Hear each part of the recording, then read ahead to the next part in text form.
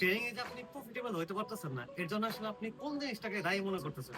যে আপনি কি মানি ম্যানেজমেন্টটা ঠিকঠাক মতো করতে পারতেছেন না, বা রিস্ক ম্যানেজমেন্ট ঠিকঠাক মতো করতে পারতেছেন না, বা আপনার কি ট্রেডিং এ অ্যাকচুয়ালি ব্যালেন্স কম, নাকি আপনার ট্রেডিং সম্পর্কে প্রপার নলেজটা নাই? দেখেন, এইসব বিষয় তো অবভিয়াসলি আছে, কিন্তু এর চেয়েও যে ইম্পর্টেন্ট যে জিনিসটা আছে সেটা হচ্ছে কনফিডেন্স। হ্যাঁ, আপনার মধ্যে কনফিডেন্স এর অভাবের জন্য আপনি ট্রেডিং এ এখন অব্দি প্রফিটেবল হইতে পারতেছেন না। আপনি ডেমোতে ট্রেড করলে ঠিকই দেখেন যে ট্রেডিং নেন আপনি ওইটাই প্রফিট হয়, কিন্তু যখন আপনি রিয়েল ব্যালেন্স দিয়ে ট্রেড করতে যান, তখন আপনার মাথায় একশো চিন্তা ভাবনা চলে আসে যে এই ট্রেডটাকে আপনি নিবেন নাকি নিবেন না, এই ট্রেডটা কি লস হয়ে যাবে নাকি প্রফিট আদৌ হবে নাকি, লস গেলে আপনার ব্যালেন্স তো শেষ হয়ে যাবে, ওকে আপনার তারপর কি আপনি কন্টিনিউ করবেন। এইসব অনেক টাইপের চিন্তা ভাবনা কিন্তু আপনার মাথায় আসে যখন আপনি রিয়েল ব্যালেন্স দিয়ে ট্রেড করতে যান, ওকে।